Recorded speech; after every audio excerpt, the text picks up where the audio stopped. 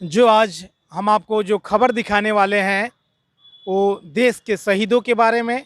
तो हम आपको दिखाते हैं उनकी प्रतिमा कौन सी है। जो यहाँ के 8 लोग जो शहीद हैं, देखिए नंबर वाइज लगाया गया है और ये सभी लोगों का यहाँ पे प्रतिमा लगा हुआ है। और हम उनका आगे उनका इंटरव्यू दिखाएंगे जिस परिवार से। और आगे देखिए यहाँ पे भी लिखा हुआ है श्री गणेश राव 2 नंबर पे। वो 28 वर्ष के थे जब वो शहीद हुए थे देश की आज़ादी के लिए, पुरानी गुदरी के थे। और देखिए यहाँ पे प्रतिमा लगा हुआ है, यहाँ पे आगे 1 नंबर 2 नंबर 3 नंबर ऐसे करके 8 नंबर तक लगा हुआ है। दोस्तों सबसे बड़ी बात है कि एक चीज़ यहाँ पे नज़र आ रही है कि आप देखिए उनका जो दाहिने हाथ की जो उंगलियां हैं पूरी टूट चुकी है। जो उनकी प्रतिमा लगा हुआ है, ये कितना गलत बात है कि इस पे देख रेख नहीं है सरकार का। ये होना चाहिए, इस पे देख रेख होना चाहिए। दोस्तों देखिए कितना बहुत अजीब लग रहा है कि जिन्होंने देश के लिए लड़ा, जिन्होंने देश के लिए अपना ज़िंदगी कुर्बान कर दिया। तो चलिए हम आपको उनके परिवार से मिलाते हैं, उनका इंटरव्यू हम दिखाते हैं। तो दोस्तों हम आपको मिलाते हैं स्वतंत्रता सेनानी शहीद गणेश राव जी के फैमिली से। गणेश राव जी जिन्होंने देश की आज़ादी में अपने जीवन को झोंक दिए, उन्होंने अपने सारे जीवन को आज़ादी के लिए, देश की आज़ादी के लिए अपने आप को कुर्बान कर दिए। हम उनके फैमिली से आपको मिलाते हैं और देखते हैं कि जो हम आपको घर दिखाए हैं वो गणेश राव जी के पोते का घर है। और उन्होंने बहुत वर्षों से, लगभग 1970 से वो सरकार से गुहार लगाते आ रहे हैं कि हमारे समस्याओं को सॉल्व किया जाए, हमारे समस्याओं का निदान निकाला जाए। लेकिन आज तक सिर्फ कागज़ और मौखिक में ही सारी चीज़ें देखती हुई नज़र आ रही है। तो आइए हम आपको उनसे मिलाते हैं, उनसे बातचीत करते हैं कि आखिर वो स्थिति है क्या चीज़। तो क्या नाम हुआ आपका? ओम प्रकाश राव, शहीद गणेश राव का पोता हम हैं। अच्छा। और जो है शुरू से आज तक आश्वासन दिया जा रहा है कि आपको ज़मीन दिया जाएगा, ज़मीन दिया जाएगा। आपके आपके जो दादाजी थे वो कब शहीद हुए? वो नहीं, अंग्रेज के भगाने के समय में, अंग्रेज के ईंटा पत्थर से वो भगा रहे थे। तब तक ले अंग्रेज क्या किया कि उनको फिर कर गोली मार दिया। और उसी बेरा से हमारा बाबूजी भी दौड़ते दौड़ते बहुत सारा ज़मीन के आश्वासन लिए, लेकिन सरकार के माध्यम से जिस कचहरी में कागज़ गया वही जन दब गया। दौड़ते दौड़ते हमारे पिता भी जी मर गए और मरने के बाद उसके बाद हम फाइल उठा लिए। और आपके आपके दादाजी कब शहीद हुए थे? 1942 में। डेट बता सकते हैं? हाँ, 24 तारीख था उस बेरा, है ना। और 1942 में उम्र उनका 28 साल का था। आपके पापा जी भी इसी केस लोग को लड़ते लड़ते उनका भी वही आश्वासन सरकार देती गई कि आपको है दिया जाएगा, हो दिया जाएगा। और हम अच्छा। लोग पेट के जो है, पेट में मैंने भूखे सोला कर कचहरी कोर्ट दौड़ने की आदत बन गया। और दौड़ते दौड़ते कुछ भी सरकार से नहीं मिला। जो स्वतंत्रता सेनानी को दोस्तों जो सुविधाएं मिलनी चाहिए, इनका कहना है कि वो सुविधा हमें मिला नहीं। आपने सरकार से किस चीज़ के, क्या क्या चीज़ के लिए, सुविधाओं के लिए आपने गुहार लगाई? बहुत ऐसे ज़मीन दे दीजिए, कोई सरकारी सर्विस दे दीजिए, रेलवे के पास मिलता है वो भी दे दीजिए। लेकिन कुछ नहीं मिला। बिजनेस करने के लिए एगो कहे कि राइफल के लाइसेंस हमको बना दीजिए, कोई गार्ड में कमा कर हम अपना बाल बच्चे के परवरिश कर लेंगे, वो भी नहीं मिला। आज 7 साल से, वो भी 5 साल से दौड़ाया जा रहा है। आप इस केस को लेकर कहाँ पे दौड़ रहे हैं? अभी ये फॉरेस्ट डिपार्टमेंट भेज दिया है पटना राइफल के लिए। अब वहाँ जाएंगे तब वहाँ से आएंगे। नहीं, जो आप स्वतंत्रता सेनानी जो हैं शहीद गणेश राव जी के लिए आप कहाँ पे लड़ रहे हैं? ओके, अभी तो हम गृह मंत्रालय और जिला पदाधिकारी से लड़ रहे हैं कि हमारा अधिकार जो है वो मिलना चाहिए। जब उन लोगों का क्या कहना है? गृह मंत्रालय के आदेश है कि दृष्टिकोण से उनको सम्मानित किया जाए। वित्त मंत्री का चिट्ठी है, निश्चित और सुनिश्चित कार्रवाई किया जाए। प्रधान सचिव का है कि पर्चा पत्र निर्गत किया जाए। लेकिन अब तक ना तो पर्चा पत्र मिला, जबकि 2006 से सरकार चिट्ठी भेज रही है। चिट्ठी का है जो कि 4 से 4 चिट्ठी है, 401 चिट्ठी है, 248 है। और यहाँ जो 2014 में जो डीएम थे वो सरकार से गुहार लगाए कि हमारे पास पीपीओ नंबर नहीं है। ओम प्रकाश राव परिचय पत्र का मांग किए हैं। सेठ ओम प्रकाश जी, एक बात बताइए, जैसे आप ज़मीन के लिए ऐसा होता है कि स्वतंत्रता सेनानी को सारी सुविधाएं मुहैया कराया जाए, तो आपने किस, जैसे ज़मीन के लिए, तो जो ज़मीन आपको अलॉटमेंट हुआ वो किस जगह पे है, वो जगह का बताइए कि वो कौन सा जगह है और आपने उसके लिए किया क्या, और कागज़ में कहाँ तक आप उस लड़े हैं? हमारे कागज़ जो है ए टू जेड सब कुछ तैयार हो गया था। अब वो LRDC का नहीं रह गया कि अंचला अधिकारी का नहीं रह गया। इसी दोनों आदमी के बीच में हमारा सारा कागज़ गुम हो गया।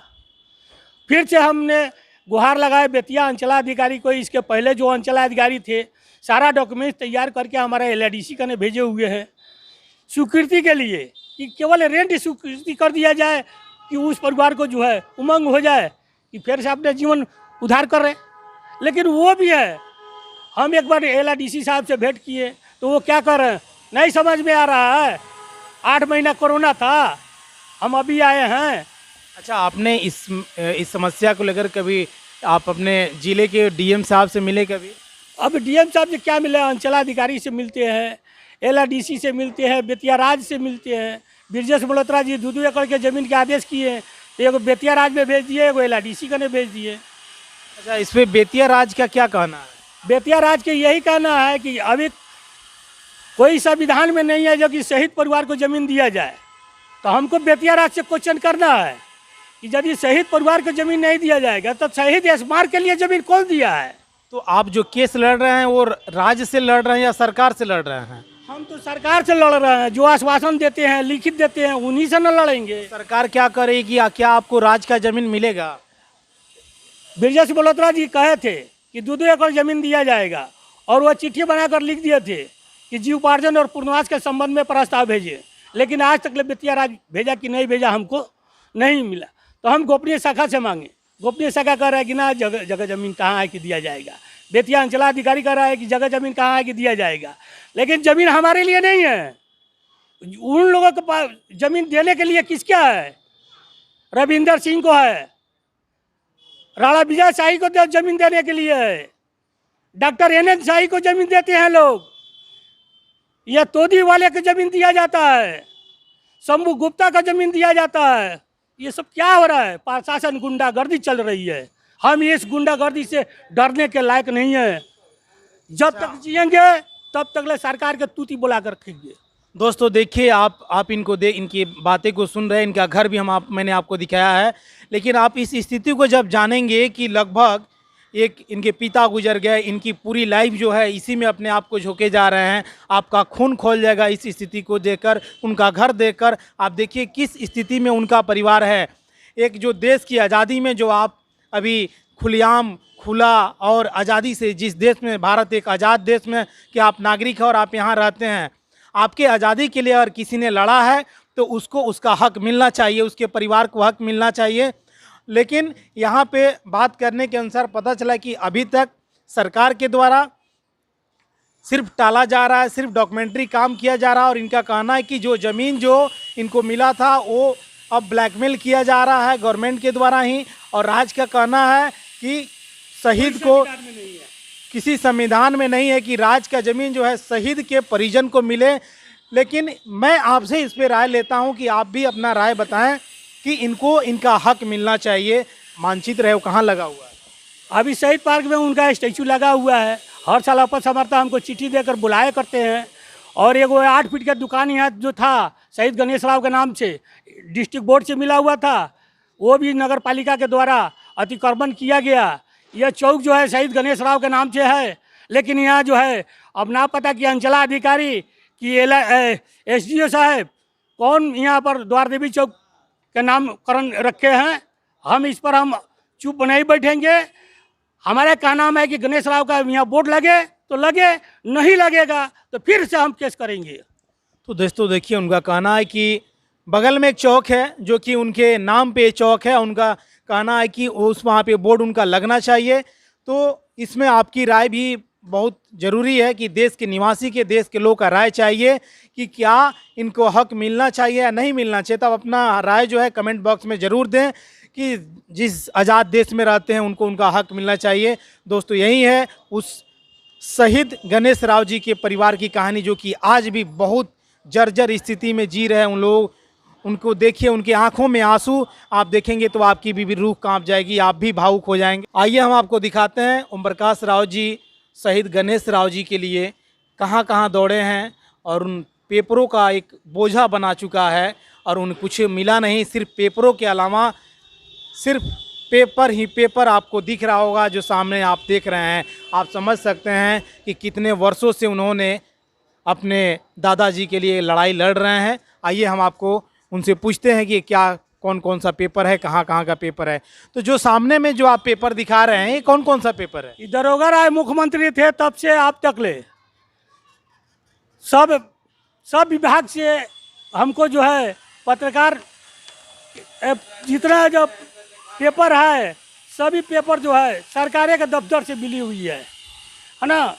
गलत आश्वासन और लिखित, और गृह मंत्रालय के आदेश से भी कितना बार हुआ कि शहीद परिवार के हई किया जाएगा, हौ किया जाएगा, लेकिन कोई जो है नहीं अब तक ले कार्रवाई किया गया। दोस्तों देखिए कितना पुराना पेपर है, आप देख सकते हैं कि इन पेपरों से भी पता चलता है कि ये कितना पुराना पेपर है। आप इन पेपरों को देखिए, कब का ये पेपर है, और ये तब से आज तक ये लड़ रहे हैं। आप डेट देखिए यहाँ पे दोस्तों, हम आपको डेट दिखाना चाहेंगे। यहाँ पे लिखा हुआ है 8/10/1993। समझिए उस इतने वर्षों का पेपर, लगभग 27 वर्ष पहले का भी हम आपको पेपर दिखा रहे हैं। इससे पहले का भी पेपर है, 1980 से पेपर हमारे पास है ना।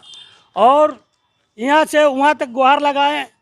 कई बार हम सोचे कि मुख्यमंत्री से भेंट कर लें, लेकिन मुख्यमंत्री जो है किसी दरोगा का बैठा देते हैं, कहा तो जिस विभाग के कागज़ है उसी विभाग में भेज दो। तो क्या कागज़ जब दिखाते हैं तो क्या तो गृह मंत्रालय से आपका कागज़ है, आप गृह मंत्रालय से ही संपर्क करें। ऐसे टाल मटाल करके मुख्यमंत्री भी हमको दरवाजा पर से भगवा दिया करते हैं, है ना। ऐसे सब कागज़ का भंडारा है, सब जो कि एप्लीकेशन हम लिख कर पूरे पश्चिमी चंपारण से लेके बिहार और झारखंड होते हुए और पूर्णिया जिला महालेखाकार किसको चिट्ठी हम नहीं लिखे हैं। भारत सरकार गृह मंत्रालय वो राष्ट्रपति को चिट्ठी भेजा, लेकिन अभी तक ले राष्ट्रपति हमको 1 साल दिन बीत गया, जवाब नहीं दे रहे हैं।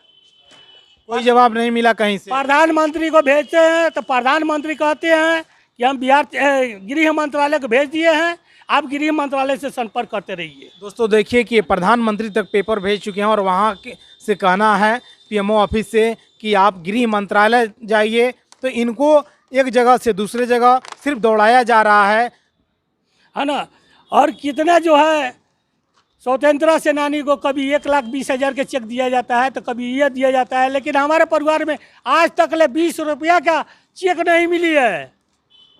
तो दोस्तों यही है पेपरों का भंडार, आप जो देख रहे हैं। देखिए ये बहुत सारा पेपर है, आपको सारी चीज़ें दिखाना तो एक एक करके बहुत मुश्किल है, लेकिन मैं आपको फिर भी एक पेपर दिखा रहा हूं जिस पे लिखा हुआ है श्री गणेश राव पुरानी गुदरी बेतिया।